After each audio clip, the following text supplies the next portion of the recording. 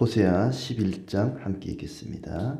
이스라엘이 어렸을 때에 내가 사랑하여 내 아들을 애굽에서 불러냈거늘 선지자들이 그들을 부를수록 그들은 점점 멀리하고 바알들에게 제사하며 아로새긴 우상 앞에서 분향하였느니라.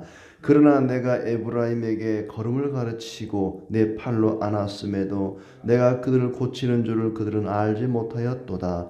내가 사람의 줄 곧 사랑의 줄로 그들을 이끌었고 그들에게 대하여 그 목에 멍에를 벗기는 자 같이 되었으며 그들 앞에 먹을 것을 두었노라. 그들은 애굽 땅으로 되돌아가지 못하겠거늘 내게 돌아오기를 싫어하니 아수르 사람이 그 임금이 될 것이라. 칼이 그들의 성읍들을 치며 빗장을 깨뜨려 없이 하리니 이는 그들의 계책으로 말미암음이니라. 내 백성이 끝끝내 내게서 물러가나니 비록 그들을 불러 위에 계신 이에게로 돌아오라 할지라도 일어나는 자가 하나도 없도다. 에브라임이여 내가 어찌 너를 놓겠느냐? 이스라엘이여 내가 어찌 너를 버리겠느냐? 내가 어찌 너를 아드마같이 놓겠느냐? 어찌 너를 스보임같이 두겠느냐? 내 마음이 내 속에서 돌이키어 나의 긍휼이 온전히 불붙듯 하도다. 내가 나의 맹렬한 진노를 나타내지 아니하며 내가 다시는 에브라임을 멸하지 아니하리니 이는 내가 하나님이요 사람이 아님이라. 네 가운데 있는 거룩한 이니 진노함으로 내게 임하지 아니하리라. 그들은 사자처럼 소리를 내시는 여호와를 따를 것이라. 여호와께서 소리를 내시면 자손들이 서쪽에서부터 떨며 오되 그들은 애굽에서부터 새같이 아수르에서부터 비둘기같이 떨며 오리니 내가 그들을 그들의 집에 머물게 하리라. 나 여호와의 말이니라. 에브라임은 거짓으로 이스라엘 족속은 속임수로 나를 에워쌌고 유다는 하나님 곧 신실하시고 거룩하신 자에게 대하여 정함이 없도다. 아멘. 또 벌써 한 주간의 끝자락에 이르렀습니다. 오늘도 주님 은혜 가운데 복되고 즐거운 날 되시기를 축복합니다. 호세아서 곳곳에서 이스라엘의 과거, 이스라엘의 현재, 이스라엘의 미래 이런 내용들이 나옵니다. 호세아의 시대에, 호세아의 시점으로 볼 때에 이스라엘의 과거가 얼마나 하나님께 사랑을 받았음에도 불구하고 하나님을 거역하였는지, 그리고 이제 현재 호세아 그 시대겠죠. 하나님을 여전히 거역하고 우상을 숭배하고 다른 나라를 의지하고 하나님을 이렇게 배역하는 모습이 그 현재의 모습일 테고, 미래는 그럼에도 불구하고 하나님이 징계는 하시지만은 그들을 포기하지는 않고 마지막에는 그들을 돌아오게 할 것이다 하는 미래, 이렇게 이스라엘의 과거, 현재, 미래를 보여주고 있습니다. 그러니까 성경 전체가 그래요. 성경 전체가 과거에는 어땠는지, 현재, 미래는 어떨 것인지 이런 내용들이 나오고 있습니다. 하나님은 끝까지 그들을 사랑하지만 사람은 끝까지 사악한 모습을 보여주는 그런 대조적인 모습을 우리에게 보여주고 있죠. 하나님은 신실하신데 이스라엘은 거짓되다 할지, 이렇게 하나님의 사랑과 신실하심, 반면에 사람의 사악함과 또 속임수 이런 것이 대조되고 있습니다. 먼저 1절부터 이제 7절까지는 이스라엘이 돌이키지 않았다. 과거에도 현재에도 이스라엘은 돌이키지 않았다. 이런 내용입니다. 하나님이 이스라엘을 사랑하셨습니다. 1절에 보시면 어렸을 때에 애굽에 있을 때겠죠. 내가 사랑하여 내 아들을 애굽에서 불러냈거늘. 하나님이 그들을 사랑하셔서 아들을 애굽에서 불러냈다. 이스라엘 백성들은 하나님의 아들이 아니었습니다. 노예였습니다. 애굽의 종들이었습니다. 그런데 하나님이 그들을 아들이다 이렇게 불러줍니다. 종과 아들은 천지 차이죠. 종인 그들, 노예인 그들을 아들로 삼고 그들을 애굽에서 불러내주셨다. 내 아들이다. 아주 어렸을 때부터, 미숙할 때부터 그들을 사랑했습니다. 그리하여 절망에서 소망으로 죽음에서 생명으로 불러내 주셨습니다. 그런데 이스라엘은 하나님의 그 사랑을 몰랐다. 하나님은 그들을 사랑했는데 이스라엘은 그 사랑을 몰랐다는 거죠. 선지자들이 부를수록 점점 멀리했다. 선지자들을 보내서 돌이키라, 회개하라, 돌아오라, 하나님이 그들을 부르는 과정이었습니다만은 그들은 선지자들의 부름에 대해서 점점 멀리하고 우상을 섬겼다. 이전에는 호세아서 초반에는 이스라엘과 하나님 사이를 부부 사이로 설정을 하고는 끊임없이 간음을 행하는 고멜같이 우상을 숭배하는 이스라엘 이렇게 표현했다면 여기서는 이제 부모와 자녀 관계로 부모는 자녀를 끊임없이 사랑하는데 자식은 부모를 배은망덕한 은혜를 몰라보고 거역하는 그런 이스라엘을 묘사하고 있습니다. 걸음을 가르치고 팔로 안았음에도 고치는 줄을 알지 못했다. 그래서 하나님은 사람의 줄, 곧 사랑의 줄로 그들을 이끌었다. 목에서 멍에를 벗기는 자같이 되었으며 그들 앞에 먹을 것을 두었다. 사람의 줄, 사랑의 줄로 이끌었다. 짐승의 줄이 아니라 짐승을 이끌 때 뭐 소나 또 염소나 목에 줄을 매거나 아니면 코를 뚫어서 줄을 매서 끌고 다니죠.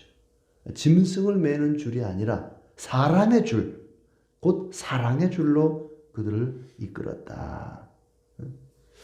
그들을 노예나 짐승처럼 여기지 않고 인간으로 대접해주고 또 아들로 대접을 해줬다는 겁니다. 짐승과 사람, 노예와 아들, 천양지차죠. 그렇게 하나님이 그들을 사랑해 주셨다. 먹을 것을 주시는데 그들 앞에 먹을 것을 두었다. 그들 앞에 이 말은 눈높이를 맞췄다는 것입니다.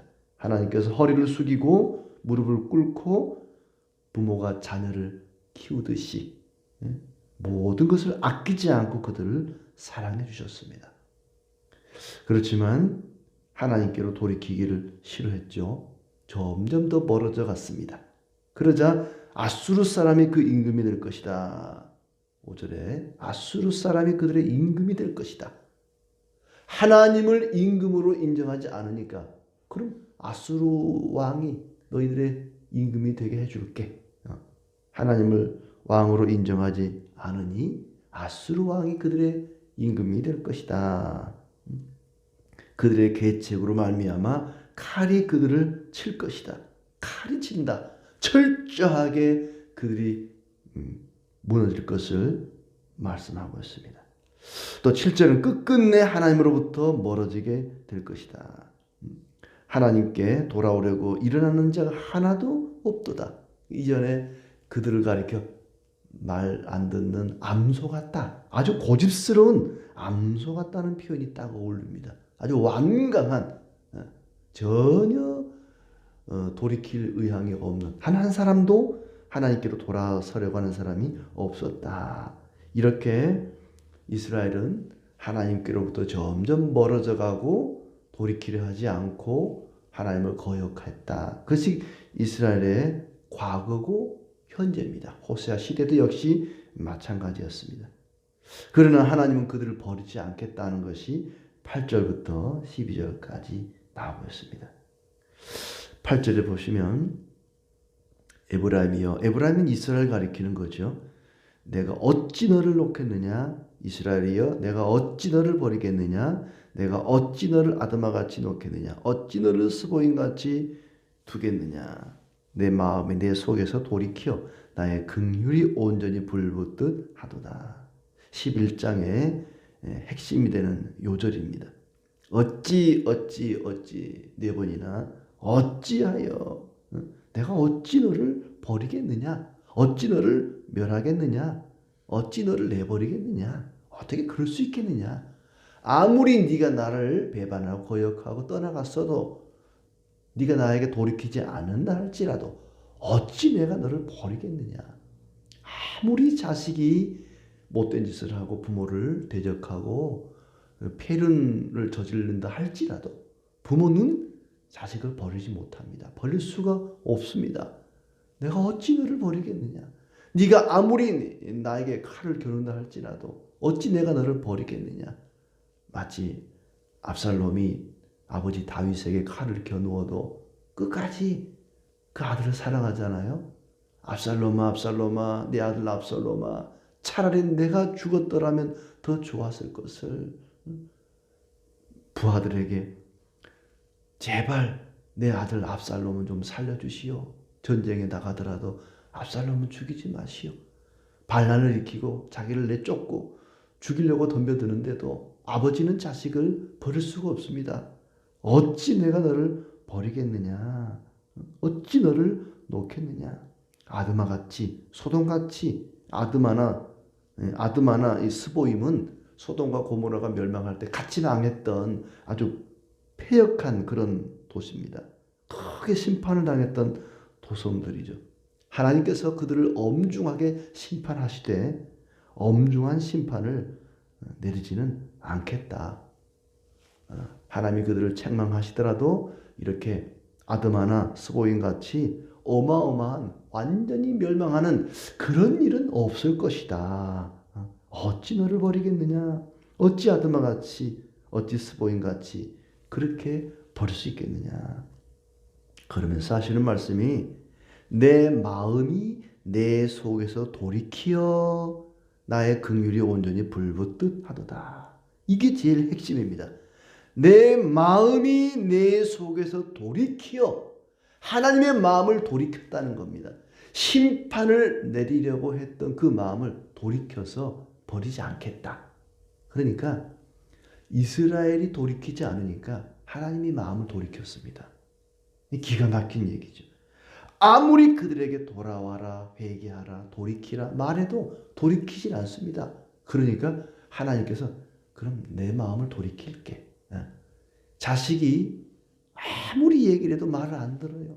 마음을 돌이키질 않으니까 그럼 내가 내 마음을 돌이킬게. 부모 마음이 딱 맞는 비유는 아닐 것 같은데 자식이 부모가 반대해도 그 사람과 결혼하겠다는 거야. 나 그 사람 아니면 못 살아요. 결혼하겠어요. 안 된다. 내 눈에 흙이 들어가기 전에는 안 된다. 하다가 결국에는 그래 네가 안 돌이키면 내가 돌이킬게. 하나님의 마음을 돌이키겠다는 겁니다. 내 마음이 내 속에서 돌이키어 나의 긍휼이 온전히 불붙듯 하도다. 심판을 내리려고 했던 소돔 고모라처럼 그냥 싹 쓸어버리려고 했던 그 마음을 원래는 그 마음이었는데 돌이킬게. 내 마음을 돌이킬게. 내 마음을 돌이켜서 긍휼을 베풀겠다. 긍휼이 불붙듯 온전히 불붙듯 하겠다. 하나님이 마음을 돌이킵니다. 하나님이 변하지 않는 분이신데 그 자녀를 위해서는 때로는 마음을 바꾸시는 분이다. 심판을 내리려고 했던 그 마음을 돌이켜서 긍휼을 베푸시는 그런 하나님이시다. 그러면서 같은 맥락에서 9절에 이렇게 얘기합니다. 맹렬한 진노를 나타내지 아니하며 다시는 에브라임을 멸하지 아니하리니 이는 내가 하나님이요 사람이 아님이라. 네 가운데 있는 거룩한 인이 진노함으로 내게 임하지 아니하리라. 아니하며 아니하리라. 세 번이나 9절에 반복해서 진노를 나타내지 아니하며 멸하지 아니하리니 마지막에도 진노함으로 내게 임하지 아니하리라. 아니하고 아니하며 아니하리라. 진노를 내리지 않겠다. 8절과 같은 맥락의 말씀입니다. 멸하지 않겠다. 진노함으로 내게 임하지 아니하리라. 그러면서 하시는 말씀이 나는 하나님이요 사람이 아님이라. 나는 하나님이요 사람이 아님이니라. 나는 사람이 아니다. 옛날 개그 프로에 사람이 아니문이다 유행했었던 것 같은데 나는 사람 아니다. 하나님이다. 무슨 얘기냐면 사람은 용서를 못합니다. 마음을 돌이키지 않습니다. 나는 저놈을 절대 용서 못해. 이 마음을 돌이키지를 못해요. 사람은. 그런데 하나님은 사람이 아니라는 거예요. 사람이 아니기 때문에 돌이키겠다는 겁니다. 사람으로서는 할 수 없는 용서를 하나님이기 때문에 할 수 있다는 거죠. 나는 사람이 아니기 때문에 너희를 용서할 수 있다. 너희에게 진노를 내리려고 했던 그 마음을 돌이켜 긍휼을 내릴 수 있다. 왜냐? 사람이 아니기 때문에. 사람은 죄를 용서하지 못하지만 하나님께는 가능합니다. 용서라는 말은 신적인 행위입니다. 인간의 행위가 아닙니다. 사람은 사람을 절대 용서하지 못합니다. 하나님만이 사람을 용서할 수가 있습니다. 바꿔 말하면 하나님의 형상을 닮은 사람만이 용서가 가능합니다. 하나님의 마음을 품은 사람이 사람을 용서할 수 있습니다. 주님을 닮아간다는 것은 그런 것이죠. 사람으로서는 할 수 없는 용서지만 주님이 내 안에 계시고 내가 주님을 닮아갈 때 그리스도로 말미암아 거듭난 사람만, 하나님의 형상을 회복한 사람만 할 수 있는 것이 용서다. 용서는 사람의 행위가 아니라 신적인 행위라는 것입니다. 그들은 사자처럼 소리를 내시는 여호와를 따를 것이다. 여호와께 소리를 내시면 자손들이 서쪽에서부터 떨며 오되 애굽에서부터 새같이 아수르에서부터 비둘기같이 떨며 올 것이다. 이스라엘은 끝까지 하나님을 속이고 거짓되고 유다는 정함이 없지만 하나님은 그들을 포기하지 않습니다. 사랑으로 인해서 하나님의 긍휼하심으로 인해서 여호와를 향하여 결국에는 그 백성들이 돌아올 것이다. 하나님이 돌이키시니 그 백성들도 돌아올 것이다 하는 얘기입니다. 애굽의 노예였던 그들을 가리켜 내 아들, 내 아들이다 라고 표현합니다. 전혀 사랑받을 자격이 없고 또 사랑받을 만한 능력이 없던 그들을 먼저 사랑해 주셨고 건져 주셨습니다. 그렇지만 그들은 하나님을 부르면 부를수록 점점 더 멀어져 가고 우상을 향해 갔습니다. 그럼에도 불구하고 하나님은 그들을 사랑해 주시고 안아주시고 먹여주시고 입혀주시고 이스라엘을 먹이시고 입히시기 위해서 자신을 철저히 낮추시고 마음까지 돌이키셨습니다. 하나님의 능력과 권세를 다 내려놓으시고 이스라엘을 먹이시고 입히심으로 하나님이 그들을 포기하지 않는다. 끝까지 사랑한다는 것을 보여주셨습니다. 이스라엘은 당연히 죽어 마땅한 죄인들입니다. 망해야만 합니다. 아드마같이 스보임같이 멸망당해 마땅한 그런 나라였습니다. 하지만 하나님은 그들을 포기하지 않으시고 그들을 먹이시고 입히시고 긍휼을 베풀어 주셨습니다. 자식이 아무리 못나고 못됐어도 포기할 수 없는 부모처럼 하나님은 그들을 포기하지 않으십니다. 그들을 뒤엎지 않고 하나님 당신의 마음을 뒤엎으십니다. 하나님만이 할 수 있는 용서를 우리에게 가르쳐 주셨습니다. 하나님께서 우리를 포기하지 않은 것처럼 우리 앞에 놓여 있는 어떤 험한 일, 힘든 일도 우리는 포기하지 않고 끝까지 잘 감당해야 할 것입니다. 이스라엘을 사랑하시는 하나님으로 인하여서 이스라엘이 다시 하나님을 사랑하게 된 것처럼 우리를 사랑하신 주님의 그 사랑으로 인하여서 우리도 주님을 사랑하고 주님의 마음을 닮아서 우리의 원수까지도 용서할 수 있는 그런 그리스도인들이 다 되시기를 진심으로 축복합니다.